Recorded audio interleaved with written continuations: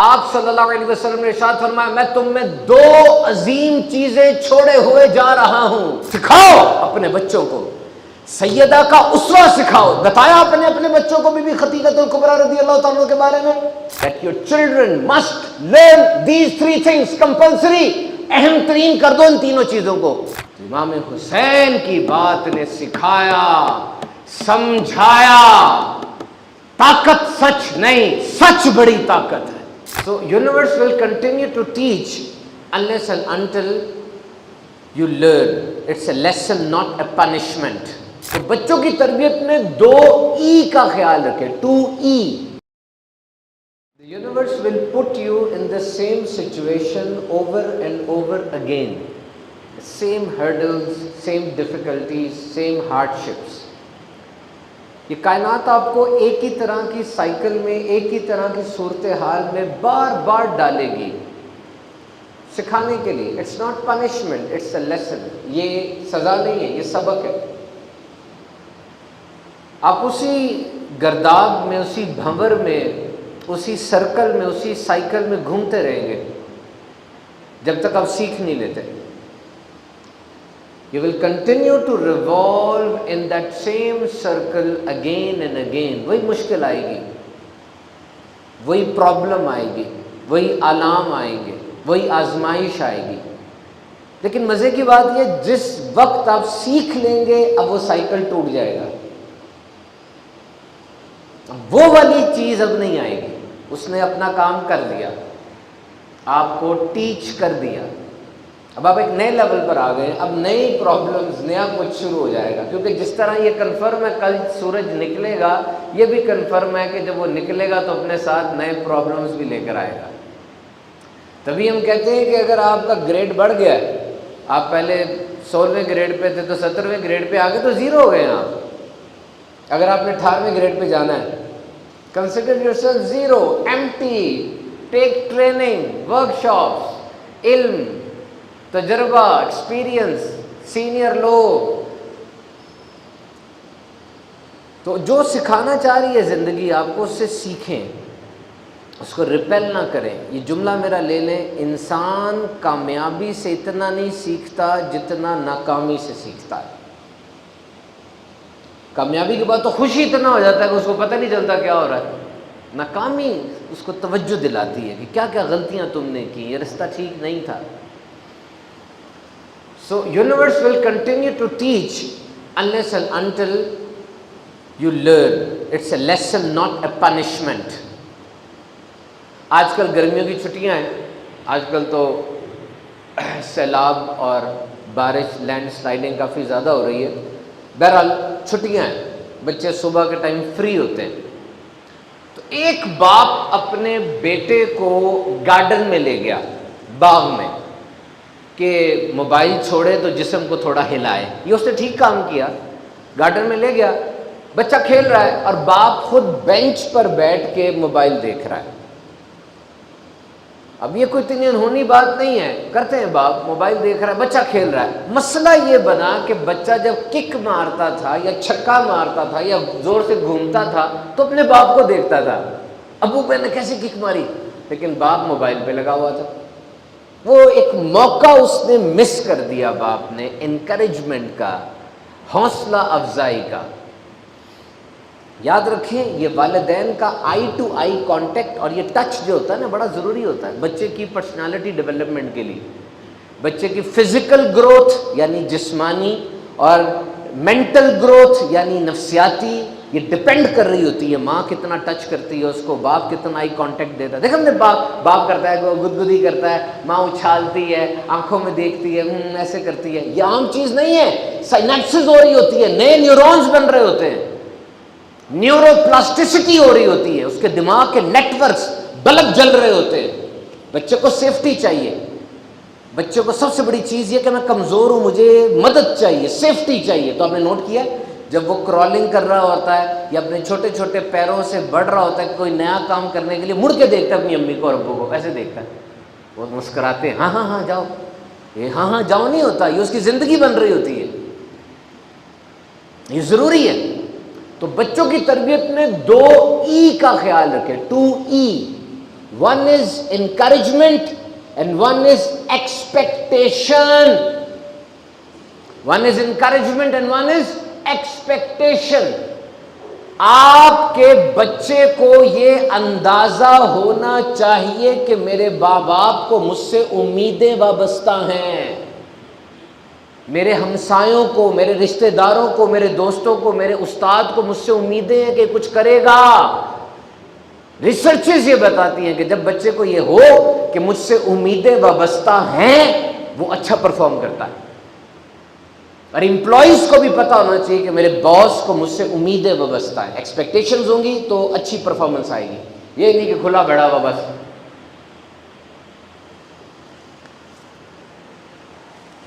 तो जनाब ये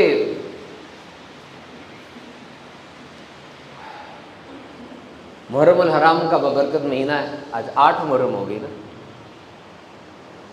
बड़ा बबरकत महीना है। इस्लामी महीने, इस्लामी साल का पहला महीना मुहर्रम अल हराम का है और आशूरा का दिन यानी 10 मुहर्रम का जो दिन है इसको ख़ास फजीलत हासिल है। पहले भी बयान में हमने कुछ बात की। हज़रत सुलेमान अलैहिस्सलाम को बादशाहत मिली, हज़रत आदम अलैहिस्सलाम की तौबा कबूल हुई, हज़रत इब्राहीम अलैहिस्सलाम की पैदाइश हुई। लेकिन एक वाक़या इसमें ऐसा हुआ करबला का जो कि बड़ा डोमिनेंट हो गया। तो आशूरा का दिन 10 मुहर्रम का, वो तो नबी पाक सल्लल्लाहु अलैहि वसल्लम की विलादत बासआदत से पहले भी बड़ा मशहूर था। इस दिन का रोज़ा फ़र्ज़ था, फिर रमज़ान के बाद इसकी फ़र्जियत मनसूख हुई, लेकिन ताकीद इसकी है।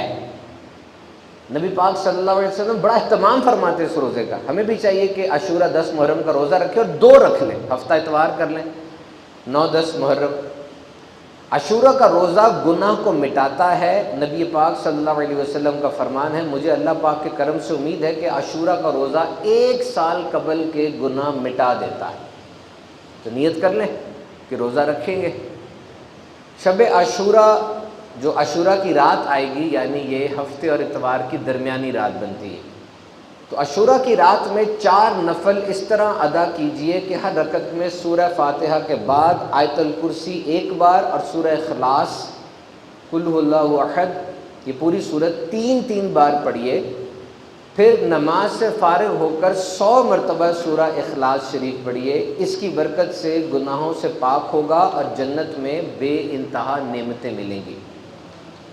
और ये बड़ा ज़बरदस्त नुस्खा है। नबी पाक सल्लल्लाहु अलैहि वसल्लम ने फरमाया 10 मुहर्रम को अपने बच्चों के खर्च में कुशादगी करे तो अल्लाह ताला सारा साल उसको फराखी देगा। आशूरा के दिन कुछ कामों को उलमा ने मुस्तहब लिखा है, यानी ये किए जाएं तो फ़ायदा होगा। रोज़ा रखना, सदका करना, नफल नमाज पढ़ना, 1000 बार कुल हुवल्लाहु अहद पढ़ना, उलमा की ज़ियारत करना, यतीम के सर पे हाथ फेरना, अपने अहलो अयाल के रिस्क में वुसअत करना, गुस्ल करना, सुरमा लगाना, नाखून तराशना, मरीज़ की बीमार पुरसी करना और सुलह सफाई करना। शहदाए करबला के इसाले सवाब के लिए इस दिन बिलखुसूस इमाम हुसैन रज़ी अल्लाह ताला अन्हु ने जो कारनामा सर अंजाम दिया, गुलशन इस्लाम की आबियारी की खातिर पूरा ख़ानदान लुटा दिया, सब कुछ लुटा दिया, इसका भी एहतमाम करना। तो आशूरा के दिन अस्मत सुरमा लगाइए। जो ये सुरमा लगाएगा उसकी आंखें कभी ना दुखेंगी इंशाअल्लाह। शुअबुल ईमान की ये हदीस पाक है। बहरहाल ये जो अमाल बताए जाते हैं ये करें, टेस्ट ना करें कि जी जो कहा गया ये होना चाहिए। वो और बड़ी हिकमतें होती है उसके अंदर, बड़े कंट्रीब्यूटिंग फैक्टर आ जाते हैं उसके अंदर। Remember, don't test these things. वो जी दिल का दौरा पड़ गया उस्ताद को, उस मुल्क में भी 2 दिल का दौरा पड़ गया पढ़ाते हुए, तो ये कोरोना वैक्सीन लगी थी। No statistical evidence behind that, no factual evidence behind that. कोई स्टैटिस्टिक्स नहीं है इस बात के पीछे, कोई फैक्चुअल बात नहीं है इस बात के पीछे। इस बात के, इस फन के माहिरीन इसको रिजेक्ट कर रहे हैं। हाँ, कोई कंट्रीब्यूटरी फैक्टर हुआ हो कि अगर 2 करोड़ को कोरोना की वैक्सीन लगी है, उसमें 3 केसेज ऐसे आ गए हैं, तो हो सकता है बचपन से ऐसा काम हो उसके साथ। कुछ लोगों के दिल के अंदर बचपन से प्रॉब्लम होती है, टेट्रोलॉजी ऑफ फैलेट्स कहते हैं उसको, TOT, ये दिल का एक मर्ज होता है, बचपन से ही होता है। تو ایک دو چیزوں کو لے کے آپ بات تو نہیں ایسی کر سکتے صرف لائکس بڑھانے کے لیے آپ فضول بات کو پھیلاتے چلے جا رہے ہیں. فیکچوئل بات کریں. What is fact? اگر فیکچوئل بات نہیں ہے آپ کے پاس تو اس کو ڈسکس نہ کریں. جو سڈن ہارٹ فیلئر ہوا نا، اس استاد کا بھی ہوا، جو ٹیچنگ، یہ ٹیچر کا ٹریننگ سیشن ہو رہا تھا، کوئی بچوں کو نہیں پڑھا رہا تھا، ٹیچرز کے ٹریننگ سیشن میں پڑھا رہا تھا، موٹیویشنل اسپیچ تھی. اس دوران ایک دم سے سڈن ہارٹ اٹیک ہوا. تو سڈن ہارٹ اٹیک کی سب سے بڑی وجہ وہ فیملی ہسٹری ہوتی ہے. ان کا نہیں مجھے پتا کیا معاملہ بنا، لیکن یہ فیملی ہسٹری ہوتی ہے. دل بڑا ہوتا ہے تو خاص ایج تک بندہ جاتا ہے. اور دوسری وجہ انڈائگنوزڈ ہیلتھ کنڈیشنز ہوتی ہیں. کئی چیزیں جسم میں چل رہی ہیں وہ نہیں دیکھی گئی. جائیں آپ جا کے لپٹ پروفائل کروائیں اپنا، پتہ چل جائے گا اتنا جو جمع ہوا ہے گند خون کی نالیوں میں، تو خون نے پھنسنا ہی ہے اور کیا کرے گا. جائیں جا کے کرائیں 8 گھنٹے کی بھوک کے بعد. ساروں کو میری ایک ایڈوائس ہے، لپٹ پروفائل کا ٹیسٹ کروائیں، آپ کو اندازہ ہو جائے گا کیا کھا رہے ہیں آپ. تو یہ جو میں آپ سے بات کی، اس کو ٹیسٹ نہیں کرنا چاہیے. نبی پاک صلی اللہ تعالیٰ علیہ وسلم نے ارشاد فرمایا، and it's a very thought provoking حدیث. آپ صلی اللہ علیہ وسلم نے ارشاد فرمایا، میں تم میں 2 عظیم چیزیں چھوڑے ہوئے جا رہا ہوں. ایک قرآن مجید جو نور ہے، ہدایت ہے، گائیڈنس ہے، اور ایک میرے اہل بیت. میں تمہیں اپنے اہل بیت کے بارے میں اللہ سے ڈراتا ہوں. میں تمہیں اپنے اہل بیت کے بارے میں اللہ سے ڈراتا ہوں. میں تمہیں اپنے اہل بیت کے بارے میں اللہ سے ڈراتا ہوں. 3 times. جب قرآن مجید میں سب کچھ ہے، ہر خشک اور تر چیز کا بیان ہے. یہ زمین سے لے کے اوپر آسمان تک جو کچھ بھی ہے، یہ خشک ہے یا تر ہے، اور ہر چیز کا بیان قرآن میں موجود ہے. تو پھر اہل بیت کا ذکر کیوں کیا گیا؟ اس لیے کہ قرآن اگر تھیوری ہے تو اہل بیت کی زندگی پریکٹیکل ہے. آپ صبر و شکر کی بات پڑھتے ہیں نا، آپ دین کی سربلندی کی بات پڑھتے ہیں، آپ حق کی خاطر سب کچھ قربان کر دینے کی بات پڑھتے ہیں، آپ ہجرت کی بات پڑھتے ہیں، آپ یہ پڑھتے ہیں کہ اگر سامان بھی نہیں ہے اور تعداد بھی کم ہے لیکن حق پر ہو تو جیت تمہاری ہے. آپ یہ بھی پڑھتے ہیں کہ نماز ہر حال میں پڑھنی ہے، کسی صورت قضا نہیں کرنی. آپ یہ بھی پڑھتے ہیں کہ دور کا یزید اگر سامنے آ جائے تو ڈٹ جانا ہے. یہ سب پڑھتے ہیں نا، یہ سب سنتے ہیں نا. آؤ میں کربلا میں یہ سب کچھ آپ کو دکھا دیتا ہوں. پڑھنا سننا ضروری ہے، لیکن جب عملی طور پہ کوئی پریکٹیکل آ جائے. آج جنریشن زی کا حال آپ نے دیکھا، جن زی چل رہی ہے نا، آپ کو پتا ہوگا جنریشن زی 1972 سے لے کے 1997 سے لے کے 2012 تک، 1997 سے 2012 تک جو لوگ پیدا ہوئے وہ جنریشن زی ہیں. اور 2013 سے جو پیدا ہونا شروع ہوئے وہ جنریشن الفا ہیں. یہ تقسیم کاری کی گئی ہے مختلف اسٹیٹسٹکس کے لیے. اب جو لوگ پیدا ہو رہے ہیں ان کا مقابلہ روبوٹ سے ہے. یہ دور ایسا ہے کہ مشین ہم سے پوچھتی ہے کہ ثابت کرو تم انسان ہو تب میں ویب سائٹ کھولوں گی. وہ بندہ اٹھا کے نا پھینک رہا ہے چیز نیچے، کہتا 10 سال سے میں نے تجربہ حاصل کیا، 20 سال سے میں نے پڑھا، اور اب مشین 2 منٹ میں مجھ سے زیادہ اچھا بنا کے دے دیتی ہے. Artificial intelligence, you are becoming redundant. تو نوجوان نا کنفیوز ہے آج کا. ایک تو یہ چیلنجز آ گئے کہ کیسے میں آگے بڑھوں گا، اور دوسرا یہ کمر تک نہیں، یہ گردن تک سوشل میڈیا میں ڈوبا ہوا ہے. فلاں کی شادی کشتیوں پر ہو رہی ہے، فلاں کے پاس اربوں روپے کا فائٹر جیٹ آ گیا ہے، فلاں کے پاس اتنی مہنگی گاڑی آ گئی ہے. گھر کو دیکھتا ہے تو گھر میں ٹوٹی ہوئی موٹر سائیکل ہے جس کے پیٹرول کے پیسے نہیں ہیں. فلاں ایسی شادی کر رہا ہے بغیر فلٹر کے ساتھ تصویریں دیکھو کیسا حسین ہو گیا ہے، اور ادھر دیکھتا ہے وہ بجلی کا بل نہ دینے کی وجہ سے خودکشیاں ہو رہی. تو کنفیوز ہو گیا نا نوجوان، کیا کروں میں؟ بڑائی کا معیار کیا ہے؟ شہرت، پیسہ، حسن، بس. This is what social media is done. اب یہ کنفیوژن خودکشیاں کروا رہی ہے، یہ کنفیوژن انسان کو پاگل کر رہی ہے. کرنا کیا ہے؟ ہونا یہ چاہیے تھا کہ نصاب ہمیں پڑھایا جاتا جس نصاب کا کہا گیا تھا، تاکہ وہ نصاب ہماری کنفیوژن دور کرتا۔ آج کیمبرج کا نصاب آپ پڑھتے ہیں، آکسفورڈ کا نصاب آپ پڑھتے ہیں، آج اب پنجاب ٹیکسٹ بک بورڈ پڑھتے ہیں، آج اب سندھ کا نصاب پڑھتے ہیں۔ سارے نصاب اپنی جگہ صحیح ہیں۔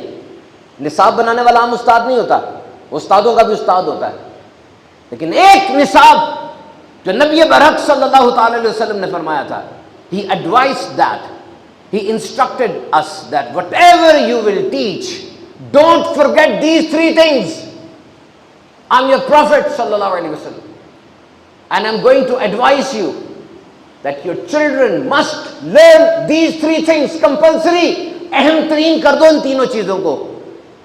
نمبر 1 اپنے نبی کی محبت ان کو سکھاؤ، نمبر 2 قرآن سکھاؤ، نمبر 3 میرے اہل بیت کی محبت ان کو سکھاؤ، میرے اہل بیت کی محبت ان کو سکھاؤ۔ teach them the love of holy prophet's family. میں تم سے کوئی اجرت نہیں مانگتا مگر اپنے اہل بیت کی قرابت کی محبت ان کو سکھاؤ، ان کو سکھاؤ، ان کو حضرت علی رضی اللہ تعالیٰ عنہ مولا کائنات کے بارے میں سکھاؤ، ان کی شجاعت، ان کے کردار، ان کے علم کے بارے میں بتاؤ۔ حضرت علی نے فرمایا پوچھو، میں کھڑا ہوں جو مجھ سے پوچھتے، قرآن کی ہر آیت کے بارے میں پوچھو، میں بتاؤں گا دن میں نازل ہوئی ہے، رات میں نازل ہوئی ہے، میدان میں نازل ہوئی ہے، پہاڑ میں نازل ہوئی ہے۔ حضرت علی کا دیدار عبادت، حضرت عثمان غنی ٹکٹکی باندھ کر دیکھتے رہتے تھے ان کے چہرے کی طرف۔ کیوں دیکھ رہے ہیں؟ سرکار نے فرمایا اس کی زیارت کرنا عبادت ہے، حضرت علی کا ذکر عبادت۔ فرمایا امام الانبیاء نے جس کا میں مولا اس کا علی مولا ہے، شان بتاؤ ان کو۔ مرحب خیبر سے نکلا تھا، that was the last and final victory، ابھی تک کی آخری وکٹری وہی تھی نا خیبر کی، مرحب تھا۔ اور عمر بن عبد ود ایسا بندہ تھا، کتاب میں نے پڑھا 1000 جنگجوؤں سے اوپر مانا جاتا تھا اس کو، کہ 1000 بندے کے برابر ہی ہے، ایک بار میں اڑا کے رکھ دیا دونوں کو۔ یہ شان ہے مولا کائنات کی۔ بتاؤ اپنے بچوں کو یہ ہیروز ہیں، یہ تمہارے ہیروز ہیں، ان کو سمجھاؤ، ان کو سیدہ کائنات کی عظمت کے بارے میں بتاؤ، بطول شہزادی کونین رضی اللہ تعالیٰ عنہ کی عظمت کے بارے میں بتاؤ، جن کے والد امام الانبیاء، جن کے شوہر مولا کائنات، اور جن کے بیٹے جنت کے سردار ہیں۔ شان ایسی ہے کہ ان کے کچن میں جنت کے کھانے اترتے ہیں، اور عاجزی ایسی ہے کہ اپنے ہاتھ سے جاروب کشی کرتی ہیں، صفائی کرتی ہیں، اور جب چکی چلاتی ہیں ہاتھوں میں ورم آ جاتا ہے، جب مشک اٹھاتی ہیں پانی والی تو گردن کے اندر نشان پڑ جاتے ہیں۔ نبی برحق سے عرض کی یا رسول اللہ صلی اللہ علیہ وسلم کوئی باندی اگر مل جائے، فرمایا نہیں باندی نہیں ملے گی، تمہیں تسبیح فاطمہ دے دیتے ہیں، 34 بار اللہ اکبر پڑھ لو، 33 بار سبحان اللہ پڑھ لو، 33 بار الحمدللہ پڑھ لو۔ لو سارے ذرا سوچو کہ یہ تسبیح فاطمہ جب بی بی فاطمہ تو زہرا کی زبان اقدس سے ادا ہوتی ہوگی تو کیا شان ہوتی ہوگی۔ آج چیلنج کرو نا اپنے آپ کو، نماز پڑھ کے بھاگ جاتے ہو، نہیں پڑھتے تسبیح، چیلنج کر کے بیٹھا کرو کہ آج جب نماز پڑھوں گا تسبیح فاطمہ بیٹھ کے پڑھوں گا، کیونکہ جب شان بڑی ہے تو قربانی بھی بڑی ہوتی ہے، رتبے ملتے ہیں تو قربانی بھی تو بڑی ہوتی ہے نا۔ سکھاؤ اپنے بچوں کو، سیدہ کا اسوہ سکھاؤ۔ بتایا اپنے بچوں کو بی بی خدیجہ الکبریٰ رضی اللہ تعالیٰ کے بارے میں، پہلی وہی اتری ہے، نبی پاک کا قلب اتھر لرز رہا ہے، فرمایا مجھے اپنی جان کا ڈر ہے، یہ زوجہ ہیں، بیوی ہیں، موٹیویشنل سپیچ کرتی ہیں، کہتی ہیں یا رسول اللہ صلی اللہ علیہ وسلم آپ کا رب تو نہیں آپ کو رسوا ہو کرے گا، آپ تو رشتہ داروں کی مدد کرتے ہیں، آپ تو حاجت مندوں کے ساتھ اچھا سلوک کرتے ہیں۔ دیکھا لو ان بٹوین دا کپل۔ نبی برحق شوہر نامدار، آپ فرماتے ہیں کہ ختیجہ جیسی میری کوئی بیوی نہیں ہے، جب سب نے جھٹلایا ختیجہ نے مجھے اپنایا، ختیجہ نے اپنے مال کے ذریعے میری مدد کی۔ بتاؤ اپنے بچیوں کو بی بی عائشہ صدیقہ رضی اللہ تعالیٰ عنہ کے بارے میں۔ عرض کرتی ہیں یا رسول اللہ میں جنت میں بھی آپ کی زوجہ رہنا چاہتی ہوں۔ فرمایا یہ رتبہ چاہتی ہے تو یاد رکھ کل کے لیے کھانا بچا کے نہیں رکھنا، یہ ہمارے گھر کی یہ ریت نہیں ہے، اور جب تک پیوند نہ لگ جائے کپڑے کو فارغ نہیں سمجھنا۔ بتاؤ ان کو ان کو بتاؤ امام حسن کے بارے میں، اہل بیت ہے، 35 حج پیدل کیے انہوں نے، 2 مرتبہ سارا سامان گھر کا دے دیا، 3 مرتبہ آدھا کیا آدھا دے دیا. کیا شان تھی امام حسن کی. اور ان کو بتاؤ امام حسین کے بارے میں، امام حسین کے بارے میں ان کو بتاؤ. They lost everything in Karbala. Karbala میں ان کا سب کچھ چلا گیا، لیکن ایک چیز نہیں گئی، کیا؟ ایمان، unshakable belief. وہ پہاڑ کی طرح کا ایمان ہو نہیں گیا، اس کو بچایا. دنیا میں بڑا رتبہ ملے نا تو پھر اتنی بڑی قربانی ہوتی ہے. حضرت امام حسین رضی اللہ تعالیٰ عنہ کے اس وقت میں روئے زمین پر امام حسین کے لیول کا بندہ کوئی نہیں تھا. جتنا بڑا رتبہ تھا اتنی بڑی قربانی ہوئی. اور یہ کچھ لوگ ہوتے ہیں ان کی ذات کے اندر یہ ضروری ہوتا ہے، وہ پھسل جائیں تو پھر سب کچھ پھسل جاتا ہے. ان کا پھسلنا سب پورے سسٹم کو اڑا کے رکھ دیتا ہے. تو امام حسین رضی اللہ تعالیٰ کے بارے میں بتاؤ. نبی پاک صلی اللہ علیہ وسلم کی کیسی شفقتیں تھی. فرمایا حسن اور حسین جنتی نوجوانوں کے سردار ہیں. حسن اور حسین دنیا میں میرے 2 پھول ہیں، اور اب پھول کی طرح ان کو سونگھتے تھے اور سینے سے لگایا کرتے تھے. دیکھو واقعہ کربلا تو 15 دن میں مکمل ہو جاتا ہے. تو جن کی زندگی کا یہ 15 دن والا چیپٹر اتنا زبردست ہو، قربانی کی ایسی لازوال داستان ہو کہ ہر کلچر اس کی مثال دیتا ہے، تو ان کی پوری زندگی کتنی زبردست ہوگی. امام حسین کی ولادت ہوئی. امام الانبیاء نبی برحق صلی اللہ علیہ وسلم نے رائٹ کان میں اذان دی اور لیفٹ کان میں تکبیر پڑھی، اور 7ویں دن نام حسین رکھا، اور اپنے منہ مبارک سے گٹھی جھوٹی کر کے آپ کے مبارک میں ڈالی. کین یو امیجن سعادت کیسی ہے. تو بظاہر تو یہ صرف ایک بات تھی، کیا کہ مجھ سے بیعت کر لو. کوئی اتنا ڈیفیکلٹ کام نہیں لگتا یہ، بیعت کر لو بس. لیکن یاد رکھیں یہ نا باتیں اور ہوتی ہیں، یہ روزمرہ کے کام ہوتے ہیں، کھانا پینا سونا جاگنا، یہ ڈپینڈ کرتا ہے. دیکھیں سب سوتے ہیں، لیکن نبی پاک صلی اللہ علیہ وسلم جو آرام فرماتے ہوں گے تو ان کا آرام فرمانا ان کا آرام فرمانا ہے، ان کے خواب بھی وہی ہیں. تو یہ ڈیلی کے کام نا چینج ہو جاتے ہیں بندے کے حساب سے اور وقت کے حساب سے. اذان ہوتی ہے، ابھی ہوگی اذان، اذانیں ہوتی ہیں، اذان ایک ہوتی ہے، اتنی لاکھوں کروڑوں اذانیں ہوتی ہوں گی دن میں، لیکن وہ اذان یہ 10 یا 11 اکتوبر کا دن بنتا ہے. 680 سن تھا، جس طرح 2025 ہے 680 تھا. 10 یا 11 اکتوبر 10 محرم کو فجر کے وقت جو امام علی اکبر نے اذان دی تھی فجر کی، اس اذان کا کیا مول ہوگا. بچے تو فوت ہوتے ہی ہیں، یہ سارے چلڈرن ہاسپٹل ہے، ماں باپ کے سامنے بچے فوت ہوتے ہیں، جائیں روز کوئی نہ کوئی واقعہ تو ہوا ہوتا ہے، اتنا بڑا اسپتال ہے، اور ہر فوت کی ماں باپ پہ اثر ڈالتی ہے. لیکن جو سوچو امام حسین کے ہاتھ میں 6 ماہ کے علی اصغر ہے، پیاسے ہیں، گلے میں باپ کی آنکھوں کے سامنے تیر لگا، چھوٹا سا بچہ جھجری لے کے فوت ہو گیا ہوگا. اور جب ان کی ماں رباب نام تھا ان کا، ان کے پاس بچے کی لاش گئی ہوگی. انٹینسٹی ہے نا. اور یہ بھی دیکھو کہ پہلے آپ شہید ہو جائیں اور پھر آپ کے بعد سب شہید ہو، یہ ایک بات ہے، لیکن سارے کزنز رشتہ دار بیٹے وہ آنکھوں کے سامنے شہید ہوں اور پھر آپ نکلیں. یہاں کسی کی جوان موت ہو جائے، وہ باپ غشی آ رہی ہوتی ہے اس کو پوچھتے بھی کون بابا ہے، سارے جنازے کے راستے گرتا رہا، اسی کا تو بیٹا شہید ہوا ہے. تو سلام نہیں میرے حسین پر.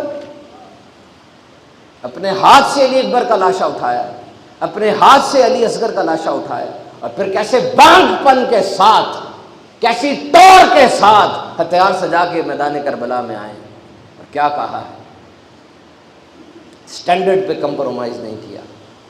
تو یہ روزمرہ کے کام خاص بن جاتے ہیں. تو آج دنیا میں دیکھ لیں بیان بازی کی جاتی ہے، بیان بازی کی جاتی ہے. آج بھی دنیا میں آپ دیکھ لیں کچھ لوگ ہیں ایسے جن کا بیان آ جائے تو پوری جیو پالیٹکس بدل جاتی ہے نا. ایک بیان وہ دے دیں، اسٹاک مارکیٹ کریش کر جاتی ہے. اس ایک بندے کا بیان جنگیں لگوا دیتا ہے، اس ایک بندے کا بیان جنگیں چھڑوا دیتا ہے، ایسے لوگ ہیں۔ تو اس دور میں یزید جو تھا وہ بھی بڑا کلیور تھا، بڑا چلاک تھا، اس کو پتا تھا کہ گھر گھر جاؤں، علاقہ علاقہ جاؤں، سب کی بیعت لوں، ایک تو بات یہ ہے، اور دوسری بات یہ کہ امام حسین کی بیعت لے لوں، وہ ایک ہی سٹیمپ کافی ہو جائے گی۔ لیکن امام حسین کیسے یس کرتے اس کو، وہ یس مانگ رہا تھا نا، 3 حرف یس کہہ دیں، کیسے یس مانتے اس کو؟ وہ ذات پہ یس نہیں تھا، یس کہنے کا مطلب تھا ذات بھی یس اور یزید کی ساری حرکتیں بھی یس۔ تو کیسے کہہ دیتے؟ وہ تو پروٹیکٹر تھے، ان کے گھر میں دین نازل ہوا ہے، ان کو تو ڈیوٹی اسائن کی گئی تھی، تم نے بچانا ہے اس دین کو، خالص رکھنا ہے، اور ساری کتابیں کھلی ہوئی ہیں آپ کے سامنے، جو مرضی پڑھ لیں، جس مرضی اسکول آف تھاٹ کی کتاب پڑھ لیں۔ یزید کون تھا؟ یہ بدکردار آدمی تھا، اس کے دور میں نمازیں قضا ہوئی، حرام کاری کو رواج ملا، سود کو اعلانیہ رواج ملا، بہن بھائی کی شادی کو رواج دیا اس نے مدینے پہ خروج کر دیا تھا، 700 صحابہ کو شہید کیا، 3 دن مسجد نبوی کے اندر گھوڑے باندھے، نمازیں نہیں ہوئی۔ اب ایسے بندے کو امام حسین یس کریں؟ Not possible, not possible. تو یزید امام حسین کو ہرڈل سمجھتا تھا، یزید امام حسین کو تھریٹ سمجھتا تھا، اسے پتا تھا کہ اگر یہ نہیں مجھے بیعت کریں گے تو مجھے اپنی گیم کرنے کا موقع نہیں ملے گا، میں کھل کے کھیل نہیں سکوں گا۔ ہوتا نا کوئی بندہ، کیونکہ امام حسین جیسا پاک باز وہ صبر نہیں کریں گے میری ان حرکتوں پہ۔ اور سب سے بڑی بات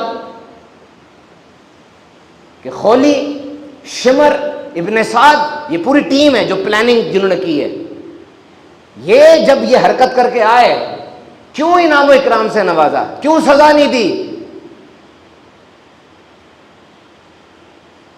things are there۔ نبی پاک صلی اللہ تعالی علیہ وسلم کے نواسے ہیں، فیملی ہے، سمجھو اس بات کی گریوٹی کو سمجھو، ہمارے ہیروز ہیں۔ اتنا بڑا کارنامہ ہوا کہ پوری دنیا میں، آج 2025 کی بات کر رہا ہوں میں، دیکھو دنیا کی طرف، دیکھو ذرا ایک طرف دنیا کی طرف، کیا رول چل رہا ہے دنیا میں اس وقت؟ یہی رول چل رہا ہے نا کہ طاقت ہے تو سب کچھ ہے، حق وہی ہے جب طاقت ہے، یہ کہا جا رہا ہے۔ امام حسین کی بات نے سکھایا، سمجھایا، طاقت سچ نہیں، سچ بڑی طاقت ہے۔ تمہاری تعداد کم ہے، تمہارے پاس سامان بھی نہیں ہے، لیکن تم حق پر ہو، ڈٹ جانا، تاریخ تمہیں یاد رکھے۔